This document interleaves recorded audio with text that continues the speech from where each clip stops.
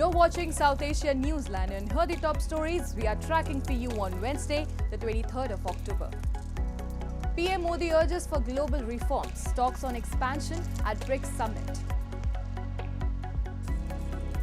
Pakistan selects top judge under new process criticized by main opposition party.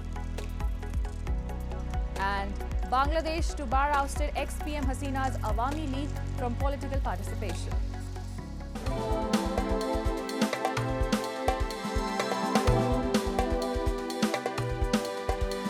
And now for all the details. Leaders and representatives of BRICS member countries gathered on Wednesday in Russia's Kazan to participate in the 16th BRICS summit.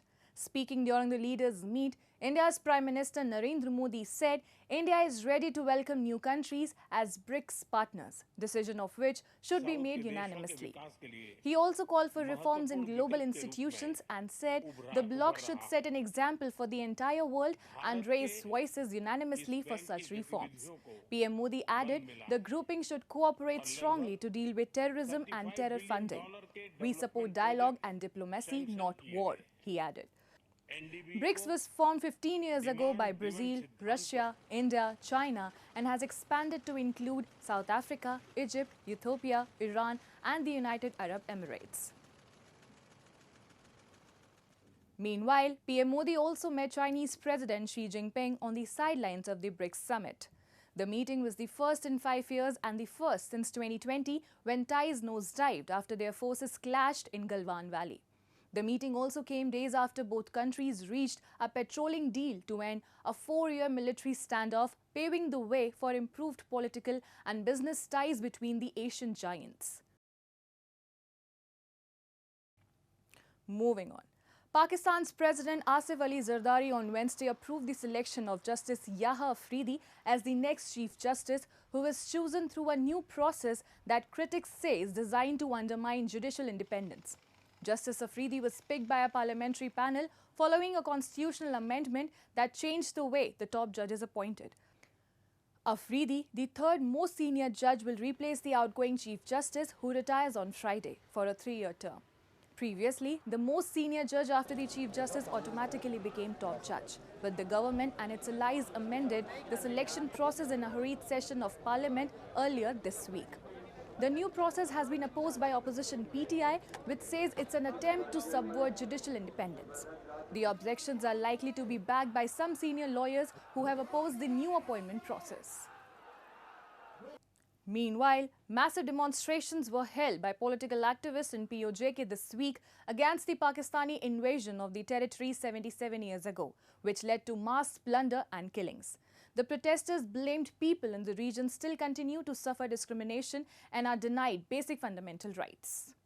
Members of the United Kashmir People's National Party and Jammu Kashmir National Students Federation held massive protests in PoJK this week to condemn the tribal invasion of the region backed by Pakistan Army on October 22, 1947, which brought in its wake horrifying stories of mass plunder and killings. People in Pakistan-occupied Jammu and Kashmir have over the years blamed that they are denied basic fundamental rights and are meted out with severe brutality for voicing their concerns. The protests on Tuesday also witnessed crackdown by security forces and arrests to muzzle dissent. The protesters raised concern that their natural resources are plundered by Pakistan, while the stooge government in the region only helps Islamabad fill its treasuries with no welfare policies and development for them.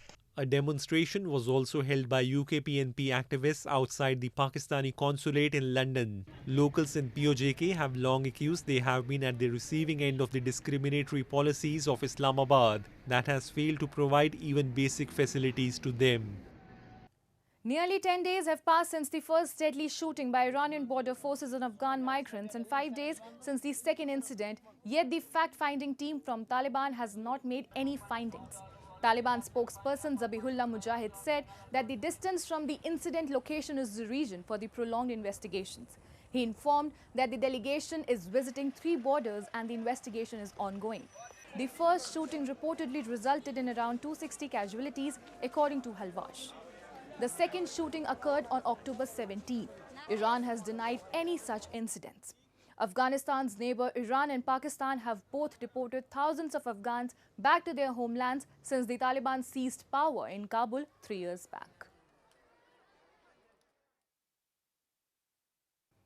Bangladesh is set to bar ousted Prime Minister Sheikh Hasina's Awami League party and other like-minded parties from political participation in the country. Mahfouz Alam, Special Assistant to Chief Advisor Muhammad Yunus on Tuesday said that Hasina's political party will likely face administrative and legal roadblocks on its involvement in political activities. Yunus held a meeting with 10 political parties which reportedly demanded ban on Awami League's participation in the upcoming national elections. In the elections held in January, Hasina emerged victorious for the 4th consecutive time, breaking all records in the country's electoral history. The Dhaka High Court in September dismissed a writ petition seeking ban on the Awami League and cancellation of its registration for its alleged involvement in the killings of students and general people during the student-led mass upsurge. Nepali teenager Nima Rinji Sherpa is the youngest person ever to scale all 14 of the world's tallest peaks, and he now wants to use his skills to benefit his community. Members of the ethnic Sherpa community live mainly in the vicinity of the Mount Everest. They are known for their ability to climb, which makes them the backbone of mountain expeditions. Now I have their vast skills range from fixing ropes and ladders and carrying heavy loads to cooking and guiding foreign climbers. Earning from a single expedition vary from $2,500 to $16,000 or more, depending on experience. But 18-year-old Nima says Sherpas should have the same privileges as Western climbers. He wants to see Sherpas as global athletes, not just guides.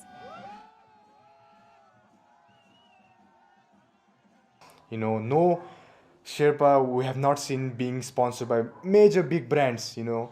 So I want to be one of the first guys to be sponsored and a big face of a very big brand, you know. So that globally there is the idea that Sherpa are also like elite athletes, not just guide. Nima wants to see funding and support mobilized for schools, hospitals and activities to benefit the mountain community. The son of a veteran Everest climber, Nima is just getting started. This winter, he plans to climb Nepal's Mount Manaslu, the world's 8th highest peak. That's all in tonight's edition. We will see you same time tomorrow.